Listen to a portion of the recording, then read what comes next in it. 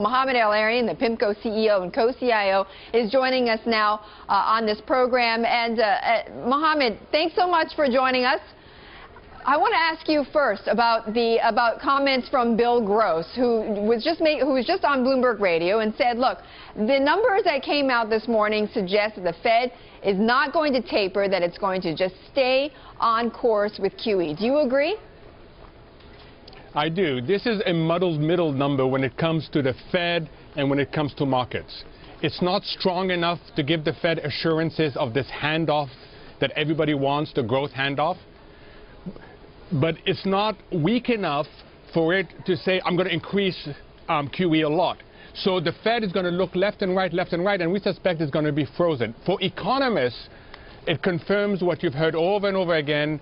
Our economy is improving, but not improving fast enough. And that's of concern to those of us who worry about problems getting structurally embedded into the system. Is that why, Mohamed, you're suggesting investors pare back some risk? Yes, what we're seeing is that people are questioning the win-win proposition that dominated markets till 2 weeks ago. And it was a very strong win-win proposition. Either the Fed is successful and therefore artificial prices are validated by fundamentals, or the Fed needs to do more and therefore asset prices get more liquidity support. And this win-win proposition was deeply embedded in the psyche of the markets. Now, with what happened in Japan, with the weaker numbers, there's investors' trust and faith is getting shaken in this proposition, and that's why you're seeing liquidity being withdrawn. And we've been saying for a while now, you know what, walk away from risk, take some off the table, and just watch for a while. Well, Mohamed, it's Dominic here. One of the things that we talk about is the data points that we're seeing, the seesaw, the push and pull that you're talking about. Overall, is the Fed effectively doing its job in trying to lower that unemployment rate? We are seeing job gains. We are seeing unemployment tick lower. Is it just going to be a more drawn-out process? Is the Fed actually doing anything with quantitative easing on that front? So the Fed, Dominic, is buying time. Just like the ECB is buying time, just like the Bank of Japan is trying to buy time. What the central banks cannot do, because they don't have the right instruments, is deliver the outcomes. So the Fed is buying time for the system to heal and hopefully for Washington to wake up and do the right thing. So yes, things are steadily improving, but not fast enough. Now, Dominic, keep an eye on a few numbers. Yes, we created 175,000 jobs, and that's really important. But long-term unemployment remains at 4.4 million. That's too high. Youth unemployment, teenage unemployment is at 24.5%. That's too high. And the employment education gap is too high. So the Fed risks giving the politicians comfort when they shouldn't have comfort, because the structural element of our jobs market is really worrisome. We are back with PIMCO CEO Mohamed Erian. Mohamed, what's interesting about today's rally, and I want to get your perspective on this, is that you have all the groups rising on the S&P, but it's the defensive stocks that are leading the gains today. It's the consumer staples, it's the healthcare shares that are. What does that tell you? Tells you two things. First, that the number, as you say, was better than expected. Not just better than consensus expectation, but lots of the whisper numbers were down at 115, 110,000. So that's giving a general boost. But people are worried. They're not quite sure what the reaction to these markets is going to be. Some believe that better markets will actually bring out more sellers, and that's why you're getting the quality difference playing out in the markets today. Absolutely, that's right, that then maybe we're going to see that correction. And also at the same time, Mohamed, people are watching what's going on in the bond markets and where the yields are going to go. If, in fact, the Fed does, as you say, look left, look right, they're kind of sort of just staying where they are at this moment. This idea of a yield at 3% by the end of 2013, is that still farther off? I think it's further out. We think that yields are in a super secular rise, but cyclically they're going to be quite range bound. And that's because of the tug of war that's going on, because you're neither getting a very strong economy, nor you're getting the Fed able to exit completely. And that's going to cause yields in the short term on treasuries. And remember, as Bill said this morning with Tom Keene, it's a market of bonds. There's lots and lots of bonds. There's lots and lots of different risk factors. But if you're looking at interest rate risk, we think it will continue to be range bound. Inflation, though, could that run away from us? Not in the short term. It's hard to get inflation dynamics in the short term. Over the longer term, however, I think that you could get higher and less stable inflation, but a lot is going to depend on the key call that the Fed has to make and that all of us have to make, which is where is the natural rate of unemployment? Has that gone up or has it stayed? Because if it has gone up and if it's not below 6, but if it's 7, then inflationary pressures may come back much earlier than most people expect. Well, Mohammed, on that point, though, is there a natural level or a natural state or a new state of where we are in housing? Because everybody this week has been saying to us how housing is really going to lead this economy out and that it's been adding substantially to the jobs market. Are you a buyer of that view? We're a buyer that the housing market has stabilized. And that's really important because housing plays such an important role in the overall economy and in people's well-being. So it's great news that it has stabilized. Now, when you ask the general issue, right, we think it's just going to be stabilizing for a while. Some segments will do particularly well, others won't. But this is not the sector that's going to take us out. The key element is the household and the corporate sector. We need to see companies investing a lot more.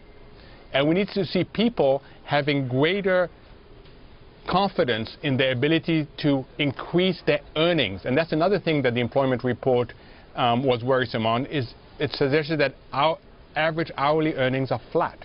Right. They were unchanged. I'm looking month on month unchanged. And year on year, earnings grew about 2%, but that was pretty much as well unchanged from the prior month and also below what economists had forecast. That's right. And that's really important because you've got the corporate sector and the household sector that have to do more of the heavy lifting while the government is contracting. And on the government side, Mohammed, sequestration, surprisingly, does not seem to be the big headline news on jobs as we had thought. I mean, it's affected some areas. What does that tell you? Well, the government lost 3,000 jobs, which you don't want to see these negative numbers, not at this stage of the cycle.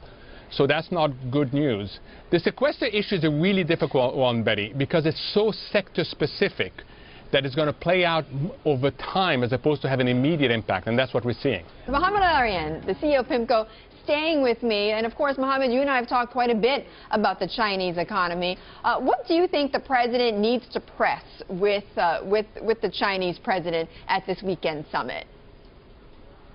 So, Betty, if you look at the items that are set to be on the agenda, cybersecurity, trade, etc., they speak to a fundamental difference, and that is how China is seen and sees itself in the global economy. There is the external view that says, China, you're the second largest economy in the world. You have global responsibilities, right, and you need to step up to these global responsibilities.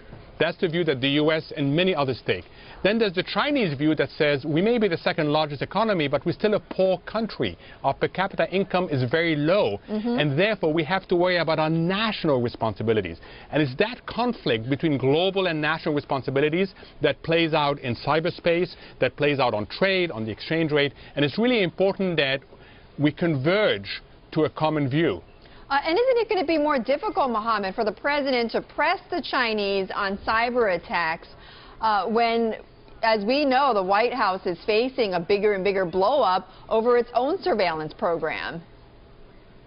Yeah, I think there's a fundamental distinction between cyber attacks that go after commercial information and national security issues.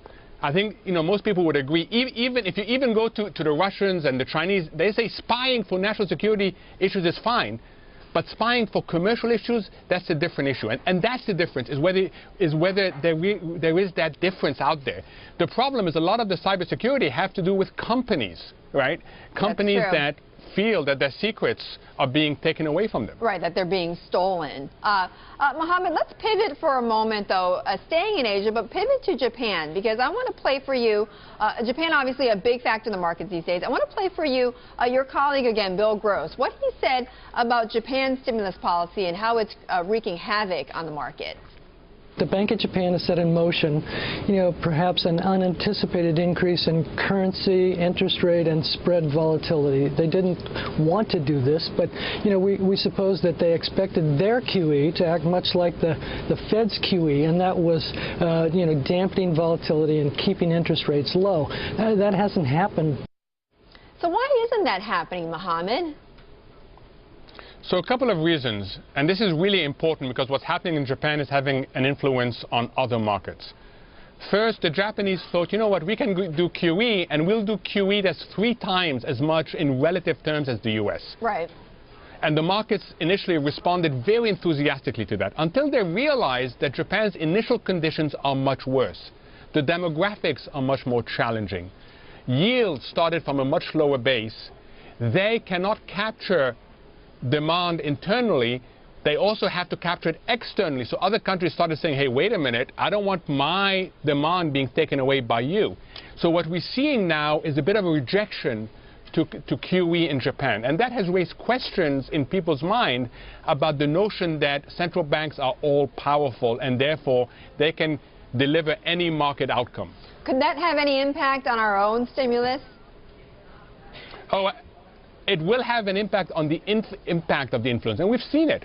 The minute Japan gets disrupted, carry trades get disrupted. So you get what one of our colleagues here at PIMCO called the assault on carry trade, which is what happened last week. That sucks liquidity out of the system. The disruptions cascade down the capital structure. The equity markets sell off. So all this is really consequential, and that's why investors, even if they're not invested in Japan, have to keep a close eye on what happens there every night. And Mohammed, we're taking a tour through the world. Just on a final note in Europe, because as you know, we had the ECB come out. They left interest rates unchanged.